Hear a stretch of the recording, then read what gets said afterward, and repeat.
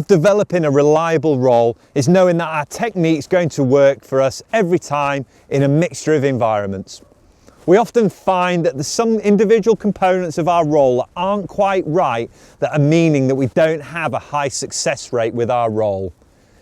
In this section of the video, we're going to do some fault finding and look at some of the common faults or the reasons why people's rolls aren't working for them.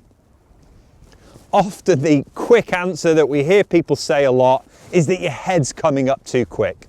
And whilst this is often the case, there are often some underlying root causes that are making this happen. So let's have a little look at some fault finding and some common faults.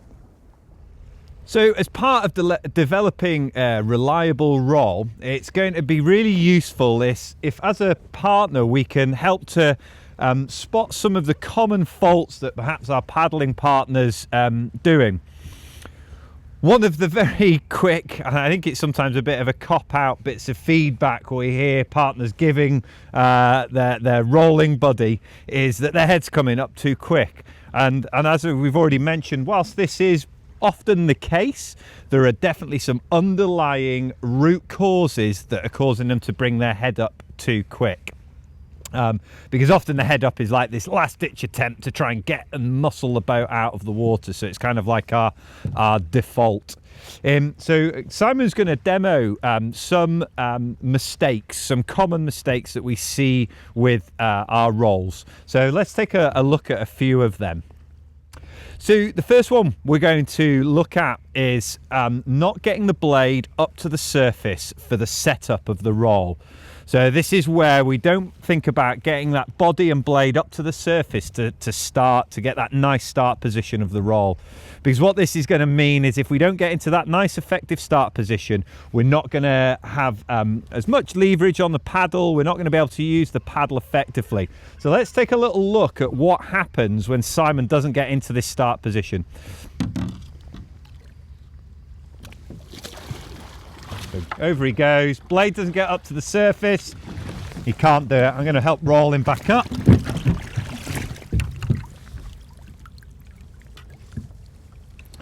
So we could see there that because Simon didn't get that blade up to the surface, he didn't have much leverage on the paddle, and he started to try and rush to bring his head up a little early.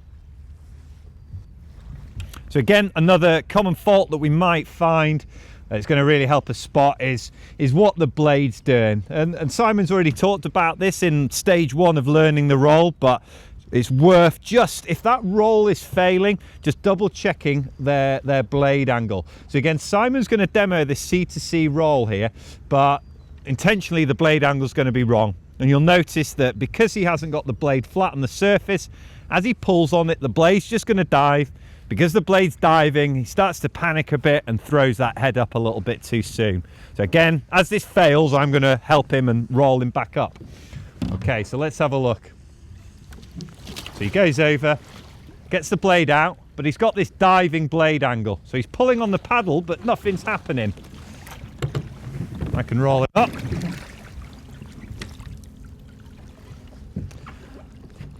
So it's all about thinking about getting this blade flat. If you pull on it and you feel like that blade dives a little bit, you might just need to tweak the angle of the paddle a wee bit. So we can have the same issue with that diving blade angle when we're doing the sweep. So with this example, Simon's going to show us what happens if we start the blade for the start of our sweep roll with a diving blade angle. And obviously as he pulls on the paddle now, we're just going to see the blade dive, and it's not going to create any lift. Okay, so over he goes, sets the blade up, but it's got a diving blade angle. He pulls on it, bang, the blade dives. I'm just going to help pull him up.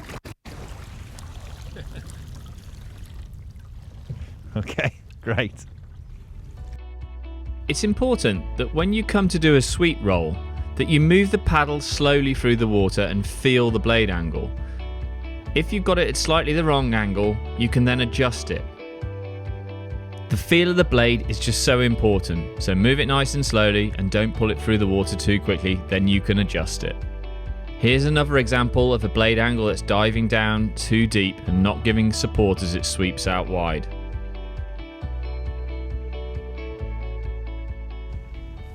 So not only can we have issues with the blade angle where the blade dives as we pull on the paddle, we can have the opposite effect where the blade angle's too steep. So we're almost using too much of a climbing blade angle. So this time when Simon demonstrates it, you'll see that the blade is at a very steep climbing blade angle. So as he pulls on it, it's not actually generating any lift. What it does is it just starts to spin the boat. So, okay, Simon, you ready to demo the... So as he goes over, sets the blade up, loads of climbing blade angle, pulls on it, it's not creating lift. I'm going to help him up again. I think this is probably one of the most common errors when it comes to rolling a sea kayak, is having too much blade angle when you sweep the blade out. You naturally find resistance from the paddle when you're sweeping it with this blade angle, and it ends up creating a turning force and spinning the kayak in the water rather than rotating it and bringing you back upright. When you practice your roll, look at where you're pointing, do your roll, and then when you come back up, see if your kayak's been turning. If it has, then you can probably improve your efficiency by changing that blade angle. So, as we keep mentioning, a really key point to developing a reliable roll and a roll that is going to work in rough water is the ability to just do it nice and slow, let the boat settle, take our time getting into that setup position with the blade up to the surface of the water before we commit to pulling on the paddle. One of the very common faults that we'll often see is that people really rush their roll. So before the boat's even had a chance to fully capsize and settle, they're already grabbing at the paddle, pulling themselves up, head's coming up too quick, and the whole roll isn't very efficient.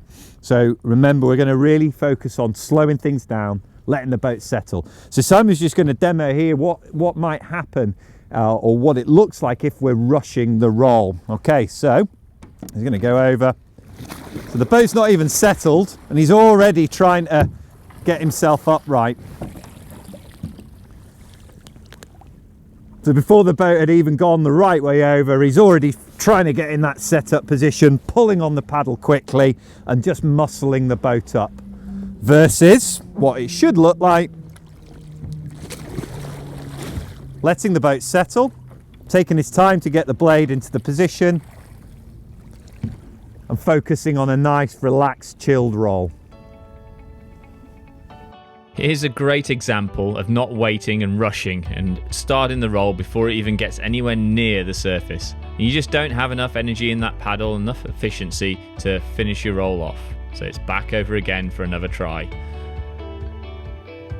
This time, gonna take my time, get the blade to the surface, and then do the roll as efficiently as possible.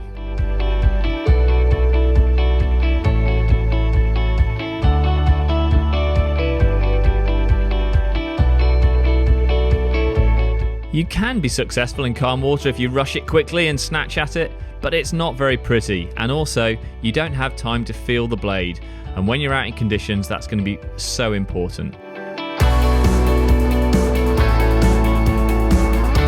Another common error is where you don't sweep wide and instead just pull the blade straight down deep into the water at the side of the kayak.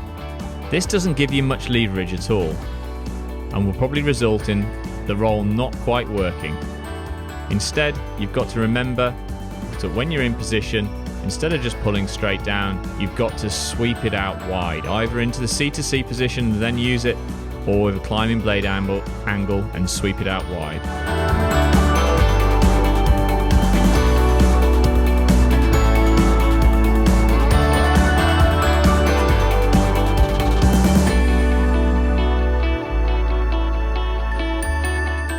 This is an easy one to spot because you'll see the blade at the surface in the right position, but then just it being pulled straight down and disappearing out of sight. When the paddle's pulled straight down instead of being swept out wide, you don't get as much leverage, and therefore when you come to doing the roll, you're often going to see the head come up first and think that that's the reason why the roll has failed, because there's been no hip flip. However, you're probably just doing that to get a breath because it's a natural instinct when you realise that the paddle's not going to do what you need it to. And of course, it can be that you've done everything right and the only thing that you're missing is your hip flick. Don't forget to film yourselves and send us in a video so we can look at your technique and see if we can spot any of these common faults that might be happening.